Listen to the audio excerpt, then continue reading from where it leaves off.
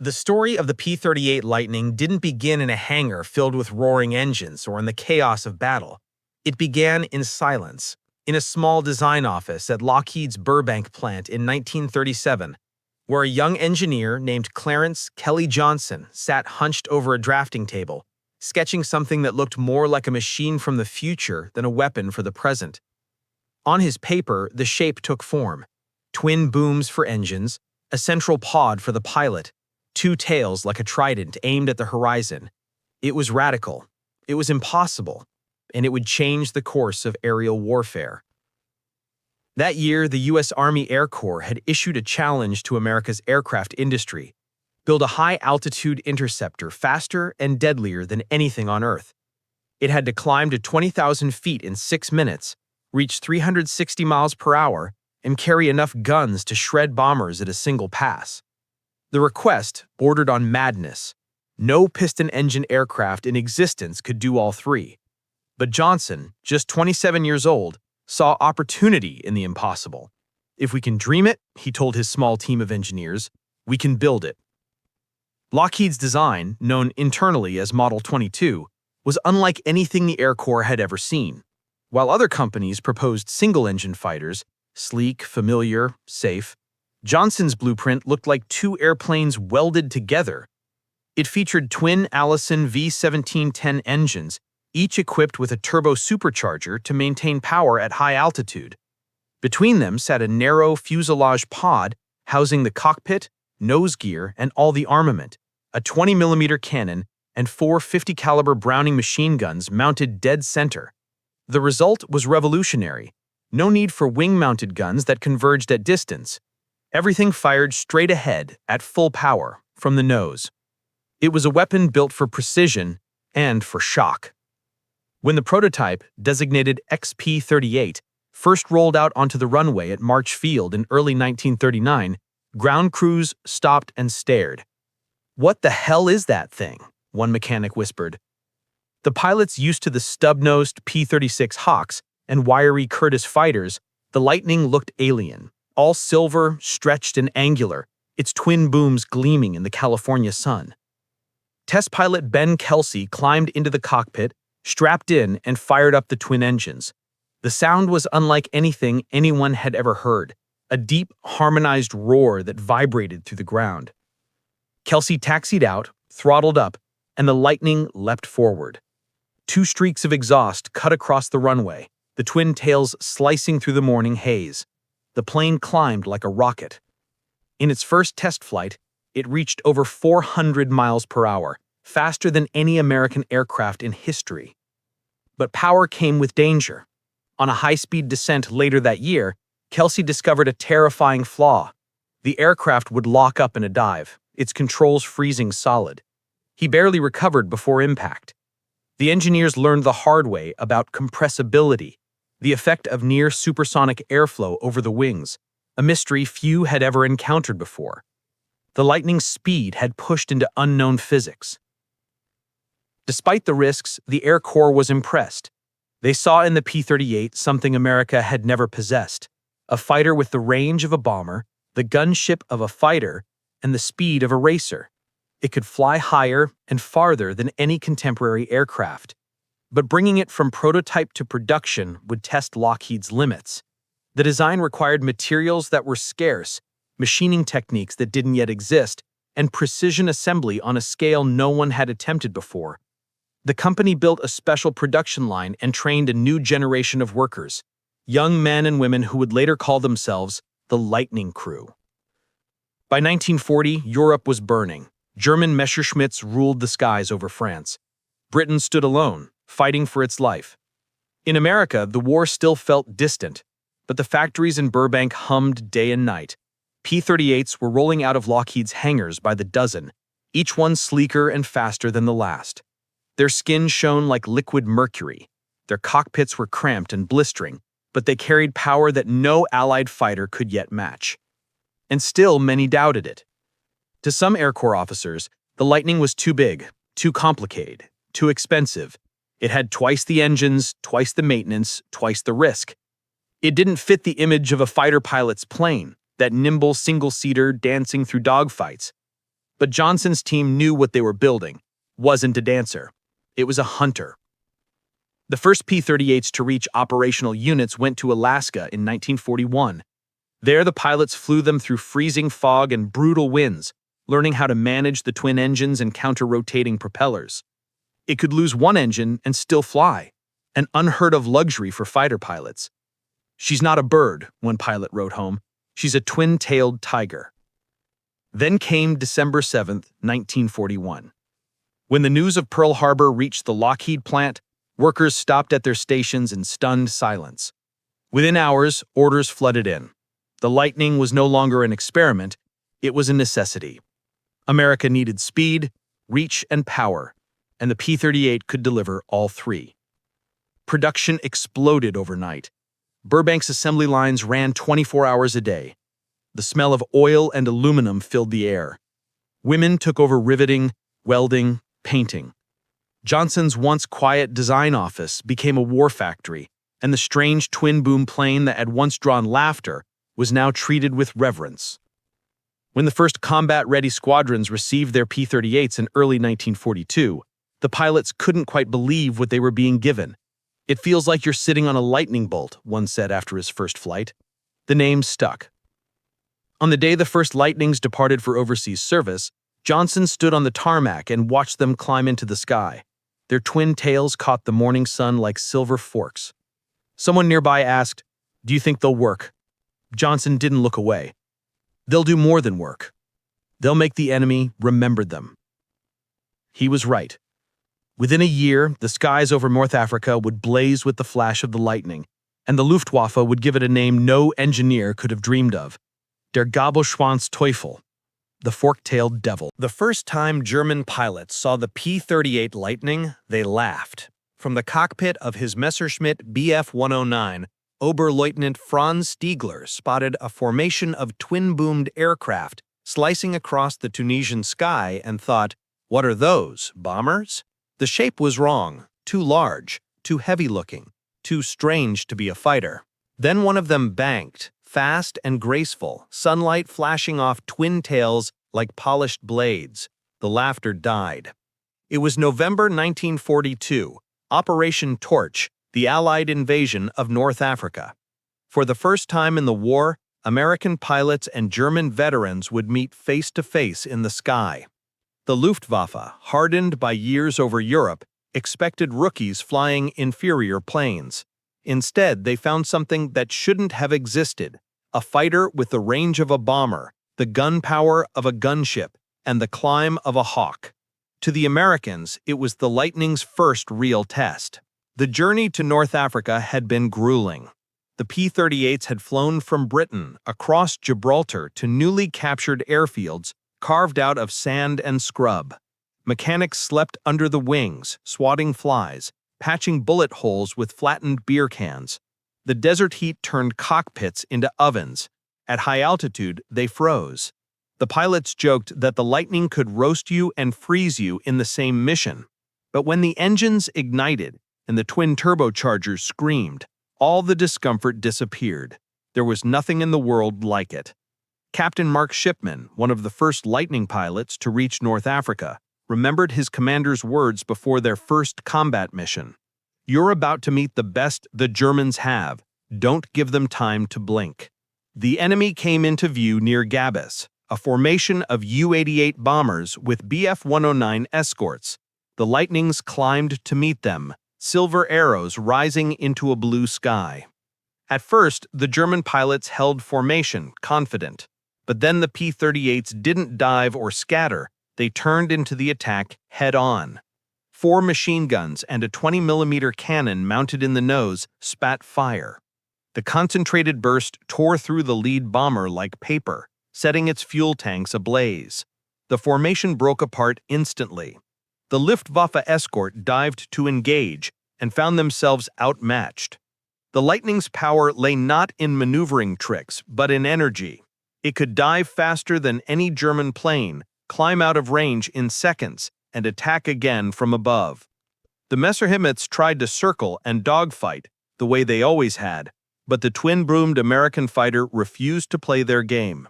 It struck hard, vanished, then reappeared like a ghost. Within minutes, 3 bombers and 2 fighters were down. Stiegler's gun camera footage later showed the shock on his own face. "It wasn't a bomber, it was death with 2 tails," he said afterward. For the next several months, the Lightning carved a reputation across the African desert. Its long range allowed it to escort bombers deep into Tunisia, something no other Allied fighter could yet do. It intercepted German convoys, strafed airfields, and hunted enemy transports. The Luftwaffe quickly learned to fear its silhouette. The Germans gave it a name, der Gabelschwanzteufel, the fork-tailed devil. Reports from captured pilots revealed genuine confusion. Some claimed the P-38 was 2 aircraft flying in formation until it turned. Others swore it was a new American heavy fighter, too fast to engage and too tough to kill. Its nose-mounted weapons meant every burst of fire hit dead center. No dispersion, no guessing convergence. When a P-38 opened up, the result was instant and final. But the Lightning's baptism wasn't without blood. The heat of North Africa exposed its flaws. The engines struggled in the desert climate, their turbochargers choking on dust. The cockpit's greenhouse design trapped heat. Pilots often landed drenched in sweat, dizzy from dehydration. The controls were heavy compared to the agile Spitfires and 10-9s. And when one engine failed in low-speed combat, the torque could flip the entire plane in seconds. Lieutenant Ralph McGuire, after crash landing near Beja, wrote in his diary, "She's a thoroughbred, fast, strong, but she'll kill you if you don't respect her." Still, the pilots learned. They adapted. They flew smarter. They stopped trying to dogfight and instead used the Lightning's strengths: altitude, speed, and precision. They hit from above, broke away, climbed again, and repeated the pattern until the sky was theirs. One of the most famous early victories came in January 1943 when Lightnings of the 82nd Fighter Group intercepted a formation of U-52 transports bringing supplies to Rommel's retreating Afrika Korps. The Americans attacked in waves, their cannon fire shredding the lumbering aircraft in seconds. The German ground troops watched helplessly as dozens of their transports burned across the desert. The loss was catastrophic and symbolic. The Luftwaffe's dominance in the Mediterranean was slipping away. Rommel's staff officers began calling the strange American fighter the twin-engine curse. As the Allies pushed east toward Tunisia, the P-38s flew escort for bombers hitting Axis strongholds in Bizerte and Tunis. Every mission pushed the aircraft harder, sometimes 600 miles round-trip over open sea. When the bombers returned riddled with flak holes, it was often the P-38s that kept them alive, driving off German interceptors before they could close in. The Lightning was proving something no one had expected, that range was the new currency of air power. It wasn't the plane that could turn tightest that won, but the one that could reach the farthest and hit the hardest. By the spring of 1943, the Desert Air War had changed. The Luftwaffe, once supreme, was retreating. In their reports, German intelligence officers wrote that a new kind of American fighter had appeared, one that didn't tire, didn't turn away, and seemed to be everywhere at once.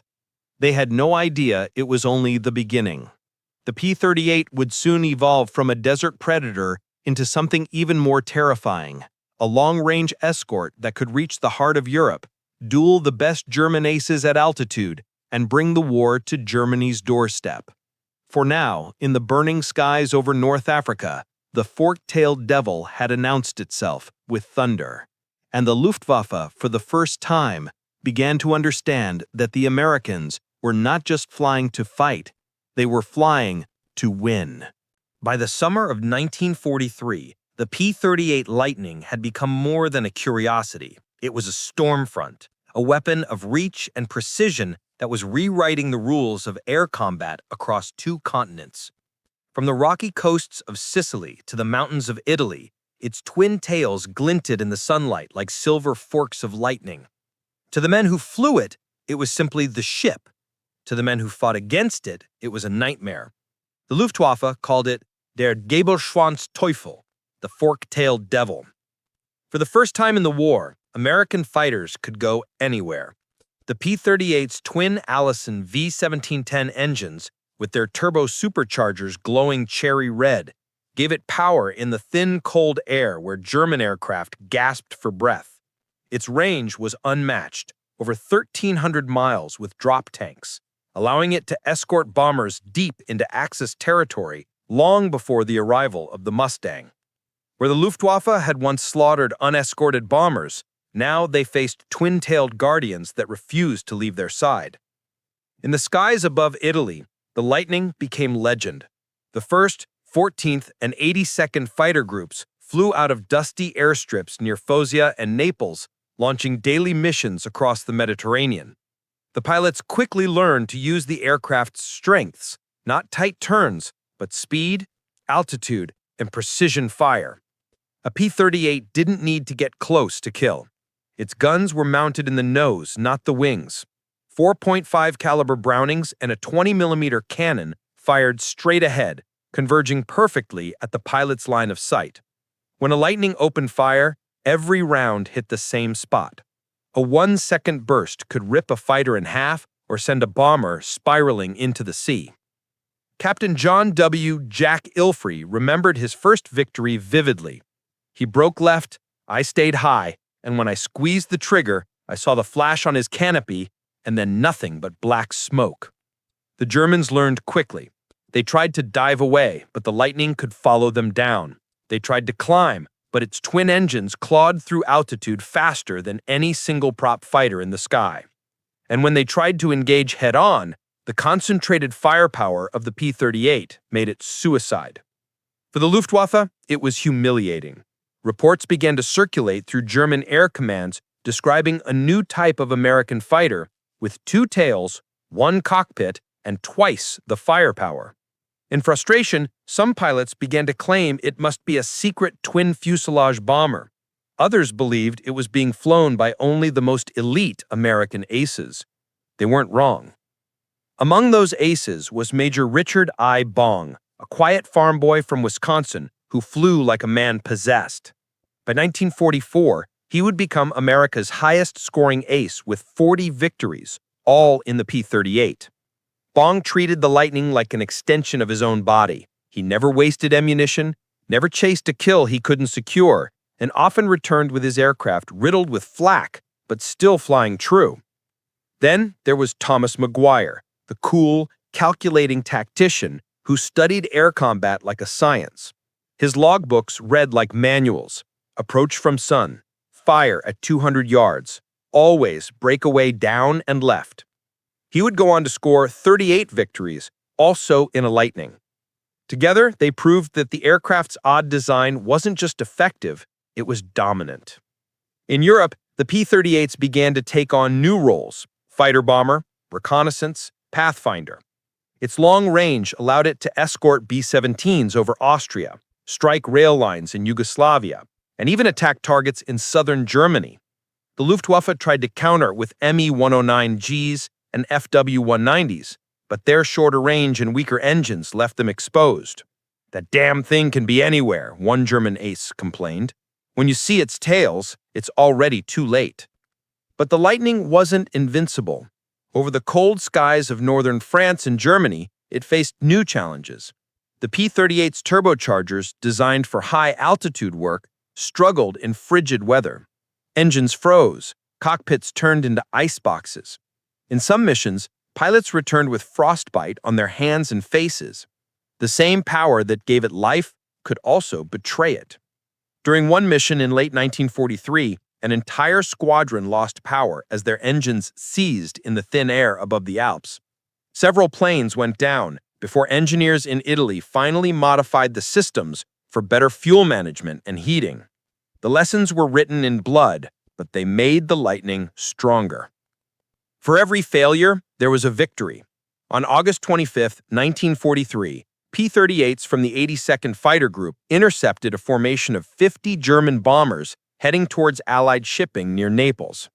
Diving from 25,000 feet, they struck with surgical precision. Within minutes, 15 bombers were burning. Not one Lightning was lost. German survivors would later describe the attack as unhumanly fast. By early 1944, the fork-tailed devil had become the symbol of American reach. Wherever the Luftwaffe appeared, it was there: Sicily, Corsica, Sardinia, the Balkans. Even German propaganda, which usually dismissed enemy technology, could not ignore it. One captured pamphlet written by a Nazi war correspondent admitted bitterly, "The Americans have an aircraft that defies imagination. It dives like a falcon, fires like a cannon, and flies twice as far as ours." When the Allies invaded Italy in September 1943, Lightning squadrons strafed columns of retreating German armor, destroyed bridges, and hunted trains with ruthless precision. The twin tails became a symbol of death for Axis troops moving in daylight.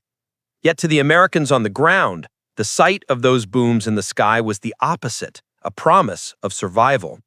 Lieutenant Bill Downey, a soldier in the 36th Infantry Division, wrote home, "When you see those twin tails glinting in the sun, you know you're not alone."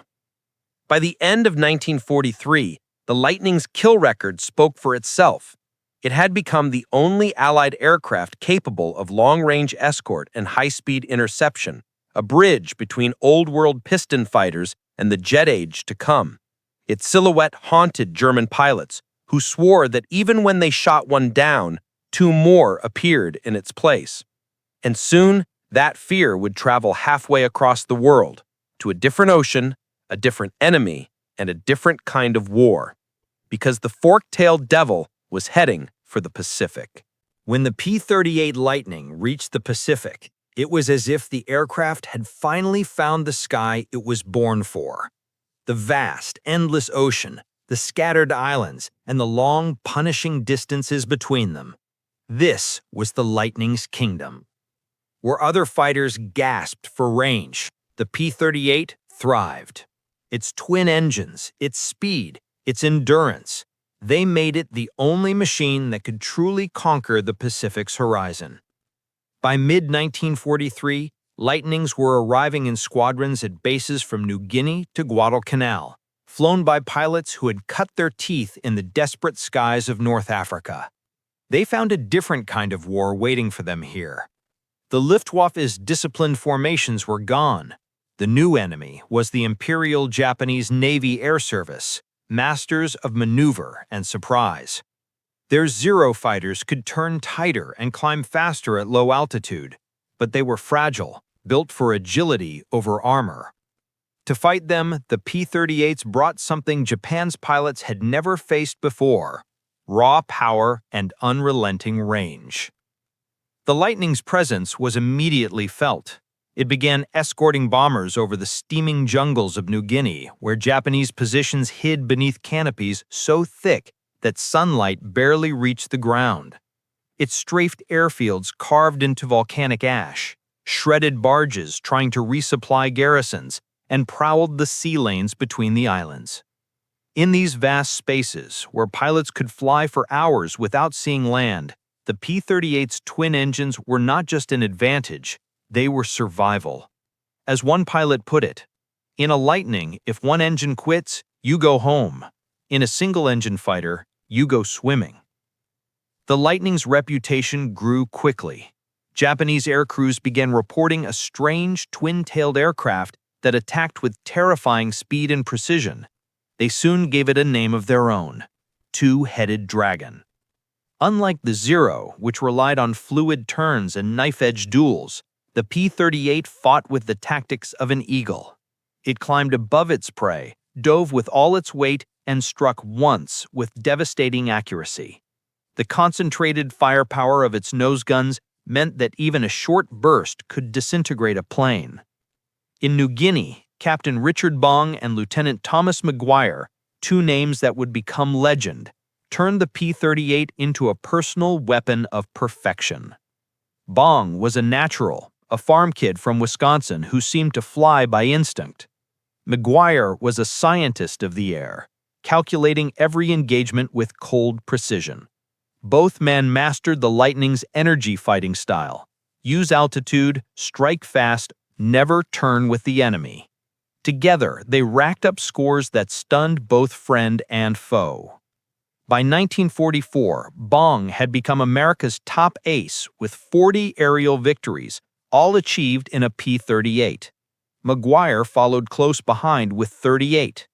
They were the twin faces of the fork-tailed devil in the Pacific, living proof that the machine's strange design wasn't a flaw, but an advantage. Then came the mission that would etch the Lightning into legend. April 18, 1943, Operation Vengeance. American intelligence, having cracked Japan's naval code, learned that Admiral Isoroku Yamamoto, the architect of Pearl Harbor, would be flying from Rabaul to Bougainville to inspect frontline troops. His itinerary was precise: time of departure, route, altitude, and escort strength. This was a once-in-a-war chance. But Bougainville was over 400 miles from the nearest American base, too far for any fighter except one. Only the P-38 Lightning had the range. 18 Lightnings from the 339th Fighter Squadron were selected for the mission. They flew at wave-top height for 2 hours, radio silent, engines droning in perfect rhythm. They navigated by dead reckoning through clouds and sudden squalls until finally, on schedule to the minute, they spotted 2 Japanese bombers escorted by 6 Zeros. Yamamoto was on board one of them. The Lightnings climbed from the sea like silver phantoms. Before the Japanese even saw them, their formation shattered under a hail of .5 caliber fire. Captain Thomas Lanfear and Lieutenant Rex Barber each claimed hits on the bomber carrying Yamamoto. The G4M Betty burst into flames and spiraled into the jungle below. When word of the mission spread, it electrified the Allied world. America had avenged Pearl Harbor, and the weapon that made it possible wasn't a battleship or a bomber. It was the twin-tailed fighter no one had believed in at first. The Lightning had crossed oceans, hunted its prey, and struck with mathematical precision. From that day forward, the Lightning was feared across the Pacific. It escorted bombers over the Philippines, smashed shipping convoys off Truk Lagoon, and swept the skies clean before amphibious invasions. Its pilots learned to fight with instinctive teamwork, one pilot attacking, the other covering, both striking like the prongs of a single weapon. But the cost was high. The P-38's twin engines, though powerful, were demanding. The tropical climate corroded their cooling systems, and the aircraft's size made it a tempting target for anti-aircraft fire. Mechanics worked around the clock, often barefoot in mud to keep them flying. Many pilots died not in combat, but in storms or fuel-starved flights over the endless blue of the Pacific. Still, they flew. In the skies over the Philippines in late 1944, Bong and McGuire fought their final campaigns. Bong, after surpassing 40 kills, was pulled from combat and sent home, a hero reluctant to leave his squadron. McGuire stayed, continuing to fight with a ferocity that bordered on obsession. On January 7, 1945, while attempting to protect another pilot in combat over the Philippines, McGuire's Lightning stalled in a turn and crashed. He was posthumously awarded the Medal of Honor. Bong would die later that same year, testing a new jet fighter in California on the day America dropped the atomic bomb on Hiroshima. 2 men bound by a single machine, their lives bookending the story of the Lightning. By the war's final months, the P-38 had become the workhorse of victory. It scouted ahead of bombers, dropped bombs itself, and strafed retreating convoys. It had killed the enemy's most revered admiral, swept the skies clean of opposition, and proven that range and reliability could defeat even the most fanatical air force. Japanese pilots, once mocking its size, had come to fear its silhouette. The 2 tails that looked awkward in photographs became symbols of death in motion. A captured Japanese airman later told his interrogators, "When we saw 2 tails, we prayed. It meant the mission was over." By the time Japan surrendered, more than 10,000 Lightnings had been built. They had fought in every theater, from Alaska's icy fjords to the jungles of New Guinea, from Tunisia to Tokyo Bay. And when peace finally came, the sky was quieter, emptier, as though something immense had just passed through it and was gone. In the Pacific, a new generation of fighters was already taking shape. The single-engine P-51 Mustang, the sleek jets that would define a new era. But none carried the mythic presence of the Lightning. It had been the bridge between two worlds, the last of the great prop-driven predators and the first to touch the speeds and altitudes of the jet age. To the men who flew it, it was not just a fighter. It was a companion that had carried them through the longest flights of their lives, through fear, through fatigue, through the endless blue silence of the Pacific. When veterans of the 5th Air Force gathered years later, someone asked one of the old Lightning pilots what it felt like to fly a P-38. He smiled, eyes half closed, and said softly, "Like sitting on a thunderstorm that listened to you." And maybe that was the truest description of all. The Lightning wasn't just fast or deadly, it was alive. A machine that crossed oceans, rewrote air combat, and avenged the dead. The twin-tailed devil that ruled the Pacific sky. When the guns finally fell silent in 1945, the skies that had once roared with lightnings grew quiet. Across the Pacific, the coral runways that had once trembled under the weight of twin Allisons now echoed with the hum of new engines. Jets, sleek and hungry, heralding a new age. The P-38 Lightning, the silver monster that had ruled both Europe and the Pacific, was suddenly a relic. But it was a relic of glory and a symbol of something far greater than technology. In the hangars of the 5th Air Force, mechanics stood beside the machines they had kept alive through years of war and stared at them one last time. Some were stripped for parts. Others were pushed into the corner of airfields and left to gather dust, their twin tails glinting one final time in the sun. To the men who had flown and fought in them, it felt like saying goodbye to a living thing. The Lightning had carried them farther, faster, and higher than any propeller-driven aircraft before it. It had been their armor, their weapon, their wings, and, for many, their coffin. For Kelly Johnson and his engineers back at Lockheed's Burbank plant, the end of the war was both triumph and transition. The P-38 had proven that innovation, bold, risky, sometimes insane, could win wars. Every lesson the Lightning taught would become the foundation for the next generation of aircraft. Johnson's team would soon design the P-80 Shooting Star, America's first operational jet fighter, a direct descendant of the radical thinking that had given birth to the P-38. But even as the jet age dawned, the legacy of the fork-tailed devil refused to fade. In the Pacific, old Lightnings were pressed into service as reconnaissance aircraft. Their long range and stable flight made them perfect for mapping a world that war had scarred and scattered. Pilots who once fought for survival now flew peacefully over the same jungles and oceans, cameras replacing cannons, capturing what had been destroyed and what remained. One pilot wrote home, "It's strange, flying the same route where we used to fight, but now I see only silence. The sea has forgotten us, but the air remembers." In Europe, captured German pilots spoke with a mixture of awe and bitterness about the aircraft that had haunted their skies.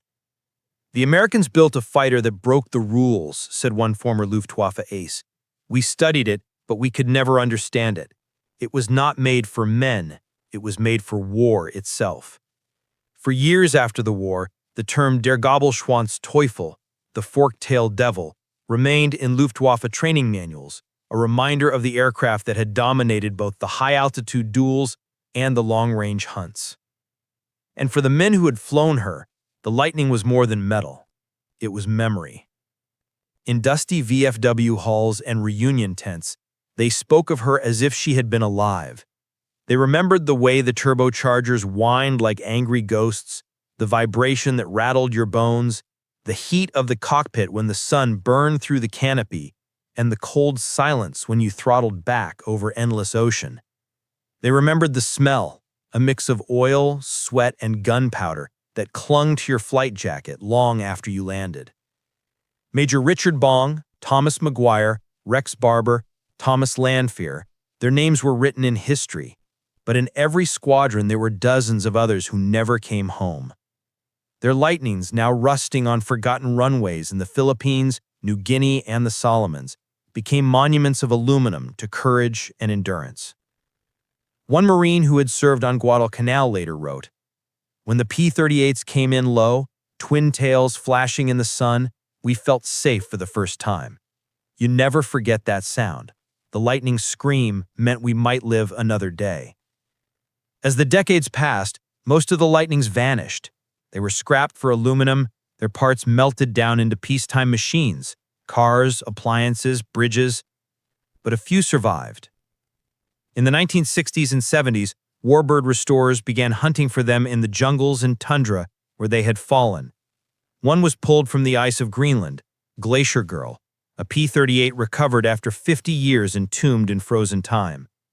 When she flew again in 2002, her engines roaring across the Arctic sky, veterans wept. For them, it wasn't just an airplane flying again. It was memory, resurrection, proof that the legend still lived.